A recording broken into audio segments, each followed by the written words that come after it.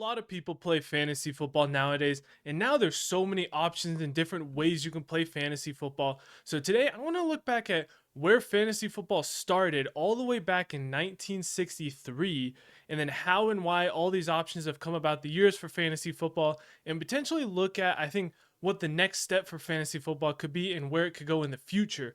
So, without saying much, let's just go all the way back to the start. We're going back to 1963 and a man named Wilfred Winkenbach, who was a Raiders fan, and the Raiders were awful back then, so he wanted a way to make it more fun to watch football. So he basically created the first fantasy football league in which him and his friends created a way where it's basically just based on touchdowns at the beginning, where whoever scored touchdowns got points, and that was the first fantasy league. And that was kind of just a couple friends for a while, and then going down the road, CBS finally adopted it. We started getting into adding yards in the different positions, and then fantasy football kept growing and growing until we got to kind of the part. There wasn't much growth until the part of kind of your early modern day fantasy football, where you had running backs, receivers, quarterbacks. You got points for yards and touchdowns, and most of it was all by hand until we started the online leagues. And then the online leagues started coming about, and now everything's digitalized, and fantasy football started getting more and more intricate as the years went along.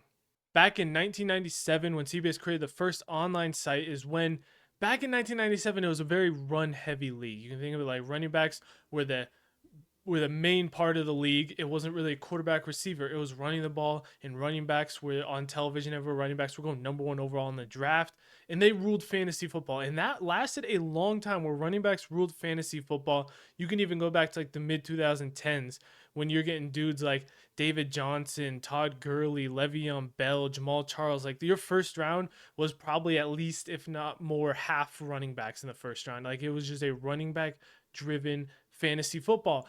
And so when people start looking back at that, the first innovation, I'm not gonna say it's the first, this isn't fully like timeline, but one of the biggest innovations first off became PPR, because we saw running backs are just so valuable right now. Everyone's just taking running backs. Receivers didn't really have a lot of value back then. So they created PPR, where you get a point per reception. And the whole point of PPR was to help receivers, because it was such a run heavy league. They needed a way to make receivers have value. So they created PPR to kind of even the field so that receivers have close value as running backs, since it was such a run heavy league. But they created PPR in the running era so that receivers could be helped. And then football switched into a more pass heavy era. And with that switch into the pass heavy era, that made receivers even more valuable without PPR. And that made quarterbacks more valuable. That made tight ends more valuable. And receivers and tight ends started going up. And then now you keep the PPR with the switch to a passing league. And all of a sudden, the whole fantasy football is run by receivers. We're seeing Jefferson, Cooper Kupp, all these guys going 1, 2, 3, 4, just receiver, receiver, receiver every year. And receivers are being almost overvalued. So we had running backs were super high valued and receivers weren't. So then they created PPR to even them out. And then it became a more receiving league. So receivers overtook the running backs, and all of a sudden we don't have the same value. So that's kind of still the era we're in, but we have created other ways, such as half PPR is the main way that people have tried to kind of tone down the receiver help and make running backs more valuable, because now running backs don't have nearly as much value as the receivers. It's completely flipped. So half PPR is kind of that meet in the middle way of helping that. There's also some like point per first down leagues, where like instead of like a point per reception, you only get that extra point if it's a first down, because you don't want to like value screen passes as a full point when they're not really doing anything. So that's been the whole dilemma between receiver and running back. It's always going to keep going back and forth, but I think half PPR is the main way people right now have tried to even that out. And then the next step of fantasy football is everyone looked at it and said, hey, fantasy football people started getting smart. And they were like, you know what? If we're in like a 10 or 12 team league, there's 32 QBs in the league. The difference between QB 10 and QB 1 really isn't that much. So I'm just not going to take a quarterback. I'm just going to take quarterbacks last in the draft. And some people started looking at like, why is quarterback by far the most valuable position? Maybe not even just in football, but the most valuable position in all of sports, and no one cares about it in fantasy football. It just doesn't make a lot of sense. And so then we started creating 2 QB leagues, super flex leagues, and a way to push quarterbacks' values up and make them more first round picks and early picks because really quarterback's the most valuable position in all of sports. It should be also the most valuable position in fantasy. And so that's why you started getting these leagues with 2 QB and super flex. And then, okay, so we found a way to even out quarterbacks and receivers. We found a way, or running backs and receivers, we found a way to give quarterbacks more value because they were so undervalued. Now tight ends are just going. No one's drafting tight ends in the first round, in the first like 4 rounds. Maybe you draft Travis Kelce and Mark Andrews, and then you don't take a tight end to like the 6th or 7th if you don't get one of those two. So people are like, what do we do to make tight ends valuable? So then we added tight end premium, where tight ends get either another half or a full point per reception more than receivers. So if you're in a full PPR league, a receiver gets 1 point per reception, and a tight end might get 1.5 or 2 in a way to kind of kick up the tight end value because they were undervalued. So we went from only scoring touchdowns to the running back dominated era to the receiver dominated era to evening out receivers and running backs to bringing up quarterbacks values to bring up tight ends. We've got almost all the positions. So the real question is, what is next? Is it kicker premium? Are we doing kicker premiums next? I don't know. That's a joke, but that's where we've gotten with the scoring. That's been the big thing, is the scoring, evening out every positions so that you really could take a quarterback, receiver, running back, or tight end in any order, and it's kind of mismatched. And then people said, you know what? That's all fun and dandy, but I think we need different types of leagues. It's not just 1 year you draft, you do this. So we started doing everything. We started messing with the drafts. People started doing snake drafts too. Now there's auction drafts that a lot of people love. We're doing that. We're doing different types of leagues. We got dynasty leagues for the people who are really dedicated and want to have more personal scouting, and there's probably like more skill and long term and more connection to the players in dynasty leagues. So people created those to just have a long-term league where you're doing picks and stuff and make it more fun. We created daily fantasy where people are betting, creating weekly lineups of the best. We got best ball leagues where you don't even have to set a lineup. You just take your players and whoever scores the best is. We got best ball daily fantasy. We got best ball dynasty. Everything starts kind of combining together. We even have defensive fantasy football now. Some people do leagues where you draft independent defensive players. Like, you can almost do anything in fantasy football now, and we've just come so far where you can really just do whatever you want. So with all that opportunity, I still think there is one big issue in fantasy football that has really yet to be fixed, and there's different ways to fix it, but there's no like the way to fix tight end premium, the way to fix quarterback value is super flex. Like, we've kind of this hasn't been fully adopted anywhere. I still think the biggest issue with fantasy football, if you're just looking at what it is the fact that running quarterbacks just have so much more value than a passing quarterback. It's like consensus that you would rather have Anthony Richardson or probably even like Jaden Daniels or Jalen Hurts or Lamar Jackson. Like, no question want any of those dudes over probably Patrick Mahomes or Joe Burrow. Even though Mahomes and Joe Burrow may be better quarterbacks than them, it's just rushing is just so way too much more valuable for a quarterback than actually passing. So the one thing people have tried to do with that is 6-point passing touchdowns to try and help even out, because right now most leagues have a standard 4-point.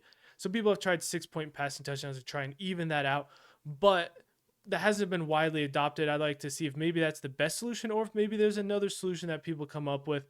But that's, I still think, the biggest issue of that. So I know that's a big thing. So now I want to look at what I think the future of fantasy, because we've already seen how much fantasy has grown even just over the last couple of years, from the dynasty, super flex, to the best ball, to tight end premium, to all these things. What are the next steps? I've already made the joke about kicker premium. I personally think kickers and defenses just shouldn't even be involved in fantasy football. I think they're the dumbest things ever, but hey, what do we got? My other ideas. These are all half-baked ideas. If you watch Bill Simmons, you know what half-baked ideas are. Some of them actually do exist, I know, and I'm not saying I'm inventing these things. I know that they do exist, but they're not widely accepted, and a lot of people don't really, I don't know why I said widely accepted. It's there's a group that hates them, but people just don't do these a lot, even though I know they do exist. Referee fantasy football. I mean, you draft a team of referees, and however, depending on the flags, that DPIs are worth more points than calling a false start. And it's however, whichever refs throw more flags, I think that could be a fun idea. That's just a joke. But now onto the serious ones. My first one is this is a fully half-baked idea. That, if that makes sense, fully half baked. That makes sense. Is off-season fantasy football. So here's the idea. Let me explain it before you go hate on me. Yeah, off-season fantasy football where you start kind of just before free agency and you draft a team of guys who are going to be free agents. So you only pick from guys who are going to be free agents that season, and you get the money that they get on their deal, and your goal is to draft a team who's going to get the most money in the offseason. So like for example, say I drafted Calvin Ridley. He was a free agent. I draft Calvin Ridley. He gets signed for his whatever $90 million deal he is. That counts as $90 million for me. Say I draft Kirk Cousins. Kirk Cousins gets paid whatever his $100 million deal. You get that $100 million. Your goal is to your goal is to get the most money on your team from free agencies. Just a kind of cool idea. It's nothing big, but I thought something that could be interesting. And then now the two ideas that already exist, but I think can be bigger, and I think a lot more people are going to start adopting these as we get more and more into football, especially the second one that has to deal with college football, and college football is growing so much recently, so I think that one could even be big. But the first one is full 22 man fantasy. I know, I'm pretty sure it's called all 22. They work with PFF, so someone's already doing it, but I think it's like you have to pay to get in right now. It's really small. It just started like last year. But you have a 22-man fantasy team. So you draft an entire team. It's not just like offense, just even. You draft a whole team. You draft 5 O linemen, running back, quarterback, receivers, all defense, D-line, secondary. You draft a full team, and then you can either do kind of based on fantasy score. You figure out how to work like defense and linemen and stuff. Or what they do with the all 22 is you get points based on your PFF grade. So you have a team, you add up all the PFF grades that week of your entire team, and that's your score. I think that's a really interesting idea, especially for like guys who are really into it, and you're drafting offensive lineman. You're like, hey man, where do I take Trent Williams, man? Do I take this guy super early? And it gets every position involved. This is only for the diehards, but an interesting idea that I think could be growing a little bit. And I think it might be more and more popular once it starts getting free and accessible to more people. People start trying out and see if people enjoy it. Something that could be fun. And then the last one that I think might be getting more and more popular, this has to do with college football and its emergence. Really, like college football is getting bigger and bigger each year. And it's just college fantasy football is already kind of a thing. I think college fantasy football is going to keep growing. I think it's going to get bigger. But I don't know if this is a thing. I didn't even like research. I didn't see much about it. But it's basically the next level dynasty fantasy football. It's like a dynasty NFL league combined with a dynasty college league. So you have one league with 12 people, but there's two different kinds of sets of scorings. You have your college team and you have your NFL team. So instead of like in a normal dynasty league, each year you draft college players or new NFL rookies. You have a rookie draft, and you draft rookies, and they go onto your team. In this college dynasty, the draft you do every year is a freshman draft. So you draft incoming college freshmen. So like for example, this year you get like Jeremiah Smith, you get DJ Lagway. Those kind of guys would be in your draft. And you draft those guys, and you have a college fantasy team, and then your guys on your college fantasy team, once they go to the NFL, they switch over to your NFL team. So you keep those guys. So if I had Marvin Harrison on my college dynasty team last year, he gets drafted by the Cardinals, he just transfers right over to my NFL team. I don't know, he doesn't like go up for a draft. And so it's kind of, this is in the weeds, man, but combining college and NFL dynasties together, it would be tough, man. You would have to know your stuff, and you would have to, as they say, this guy knows ball. You would have to know ball to do this. But I think it's an interesting idea that could be really fun. Anyways, that's it for the video. Just want to kind of go over fantasy football. Let me know if you enjoyed this kind of content. A little bit different here, but I just thought it was an interesting thing to look back at all the history, because fantasy football, when I was setting up a dynasty league, and there's so many settings, you're like, where does all this come from? So this is where it all came from, why it's all changed, how it's all changed. Let me know what you thought in the comments. Make sure to subscribe if you want to see more content, and I'll see you in the next one. Thanks for watching.